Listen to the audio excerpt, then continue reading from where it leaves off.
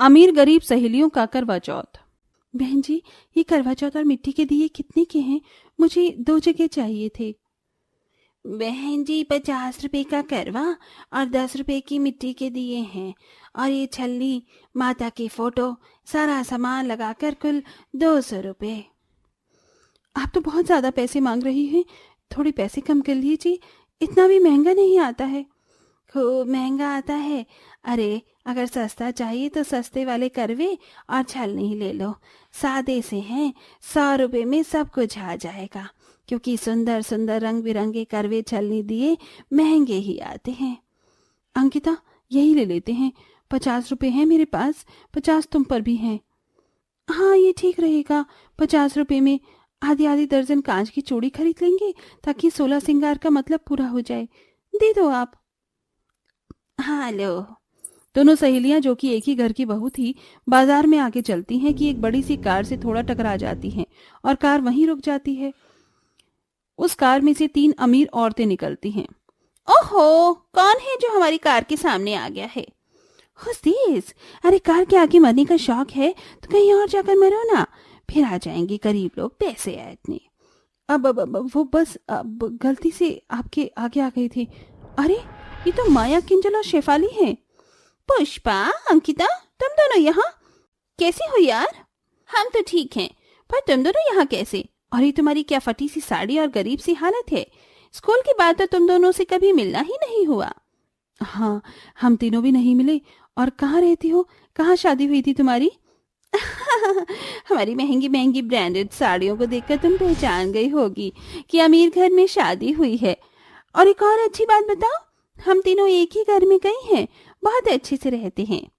या of course, और हमारे पति भी बहुत बड़े बिजनेसमैन हैं, मल्टीनेशनल कंपनी में। हमें टाइम देना भी मुश्किल हो जाता है, बट हम आउटिंग पर चले ही जाते हैं। ये तो बहुत अच्छी बात है, आओ ना हमारे घर, चलो, काफी समय बाद तुम तीनों से मुलाकात हुई है। नहीं नहीं, तुम्हारा घर छोटा सा होगा, तुम्हारे कपड़े देखकर पता चल रहा है कि कितनी गरीबी में हो। खामखा तुम्हें टेंशन होगी हमें खिलाने पिलाने की। और क्या, पता नहीं पानी भी हाइजीनिक होगा या नहीं। आई हैव अ सोल्यूशन, क्यों ना हम तुम्हें रेस्टोरेंट में लेकर चलते हैं, पिज्जा खाएंगे, तुमने कभी खाया भी नहीं होगा। पिज्जा वही एक रोटी सी होती है और उस पर सब्जी लगी होती है। ओफो, इतने नॉलेज तो होनी चाहिए तुम्हें अंकिता, पिज्जा बोलते हैं उसे। हाँ, वही वही। आ जाओ, गोलगप्पे खाने चलते हैं, सामने ठेला है। यो, उसका पानी पता नहीं कैसा होगा, छी, मुझे गंदा लगता है वो। अच्छा, ये बताओ, तुमने करवा चौथ का सामान ले लिया? कल करवा चौथ है ना? हमने तो ले लिया, ये देखो। ओहो, कितने फीके फीके हैं तुम्हारे करवे, और पूजा का सामान भी। हमने तो इतने सुंदर करवे लिए हैं ना, 1000 रुपए के। हमारे सिर्फ ये करवा डिजाइनिंग वाला आया है, और दिया तो इतना सुंदर चमक रहा है ना कि ये देखो तुम खुद ही। ड्राइवर, जरा लेकर आना। ये लीजिए मैम साहब। सच में करवा चौथ की पूजा का सामान बहुत अच्छा है, पर इतने में तो हम 2-3 बार करवा चौथ मना लेंगे।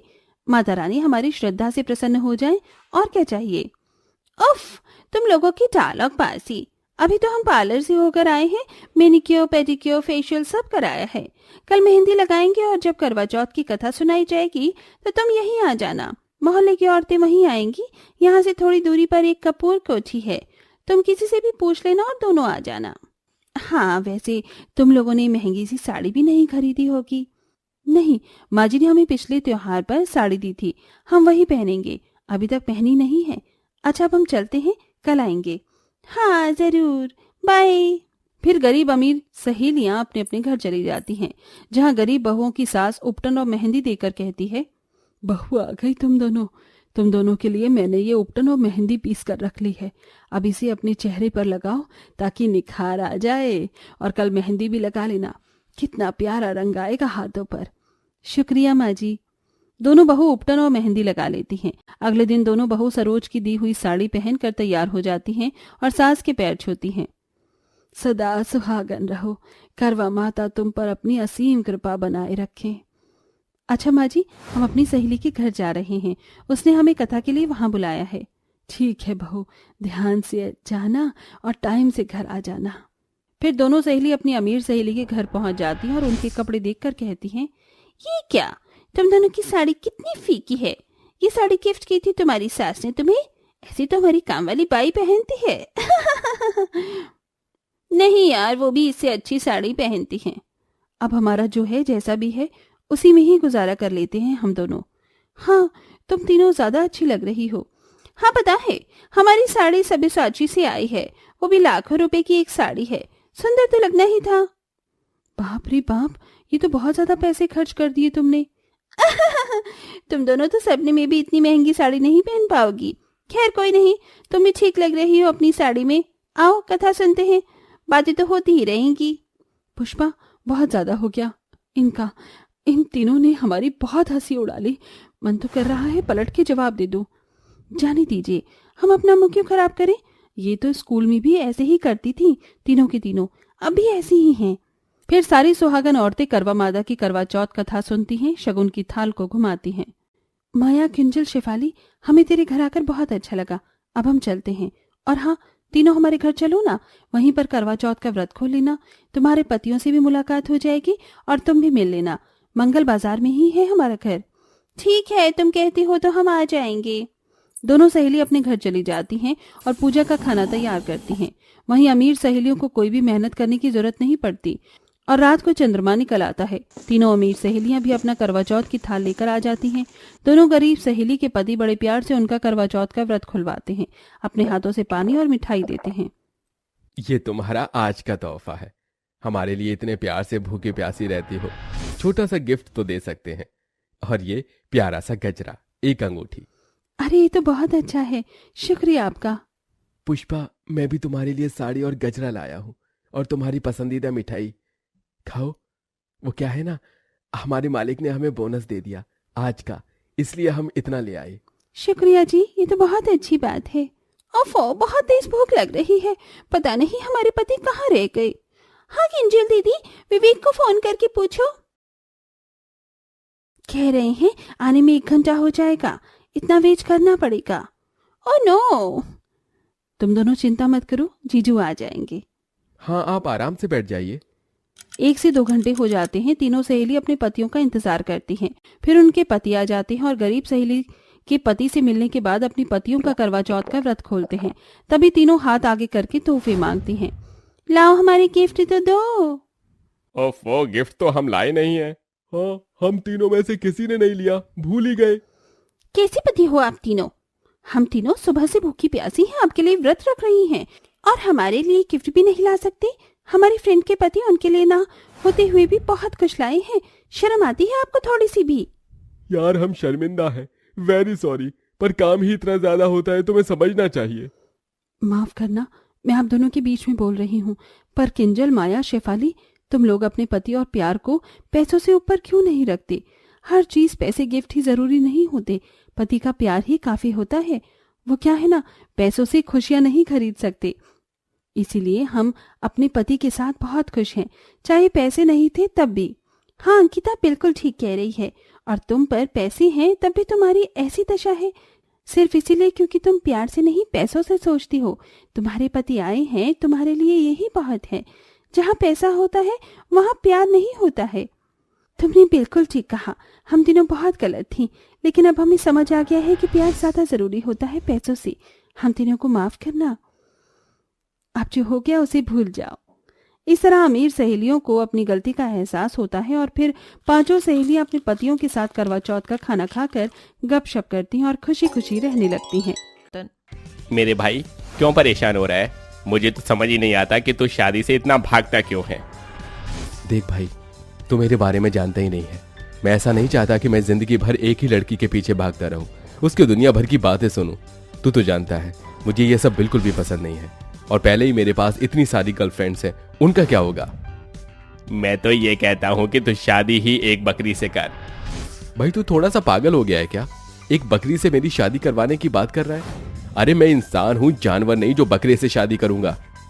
ओहो, तू समझा नहीं जो मैं कहना चाहता हूँ। मेरे कहने का मतलब ये है कि एक सीधी सादी गांव में रहने वाली लड़की से शादी कर, तेरे ऊपर शक न करे और ना ही तेरी जिंदगी में इंटरफेयर करे। वो गाय की तरह बस घर के खूंटे से बंधी रहे।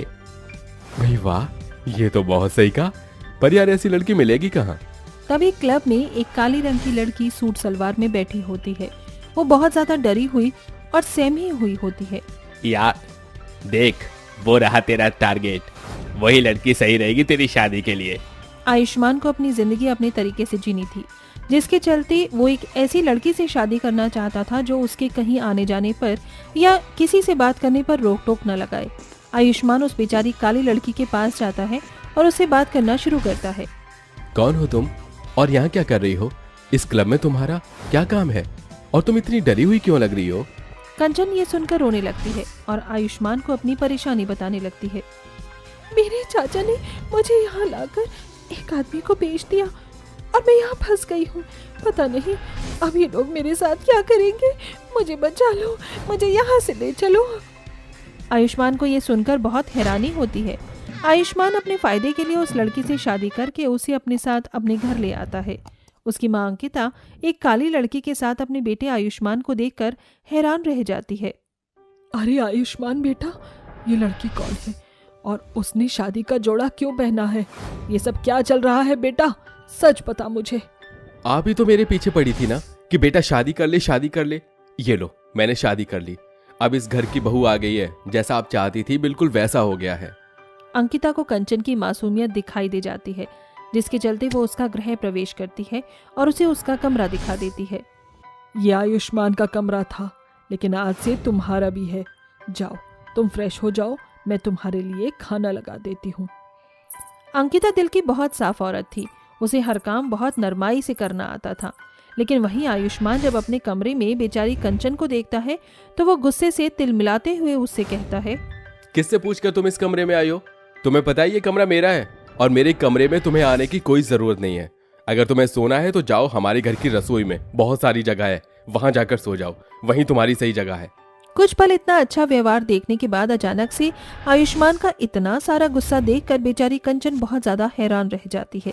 उसे कुछ समझ नहीं आता। वो चुपचाप एक तकिया और एक चद्दर उठाकर रसोई में सोने चली जाती है।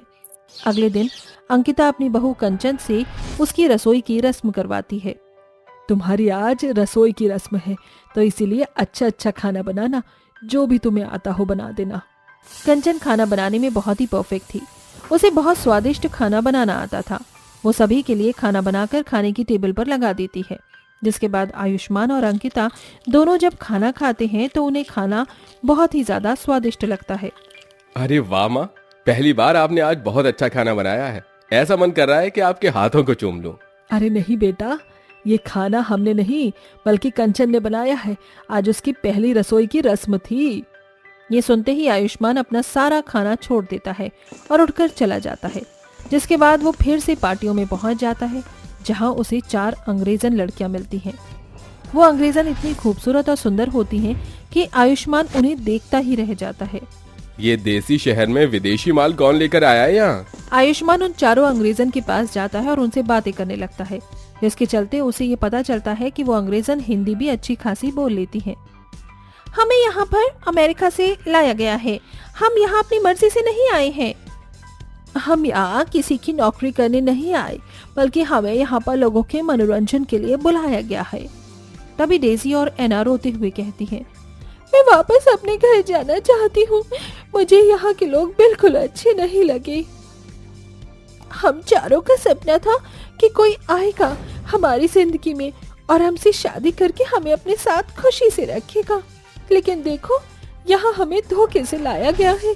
अब तो मन करता है कि हम मर ही जाए तो ही अच्छा होगा। उन चारों की मजबूरी सुनने के बाद आयुष्मान अपने मन ही मन सोचता है, अरे वाह, मेरी तो लॉटरी लग गई। अगर मैं इन चारों से शादी कर लूं तो फिर रात को शीला, दोपहर में बबीता और शाम में गीता, यानी कि मेरी तो लॉटरी लग जाएगी, लॉटरी। फिर तो मेरा ध्यान यहाँ वहाँ कहीं नहीं जाएगा और मेरे पास हर हसीन गोरी चिट्टी विलायती पत्नियां भी होंगी। आयुष्मान उनसे बहुत सारी बातें करता है और बातों ही बातों में उन्हें अपनी तरफ खींच लाता है।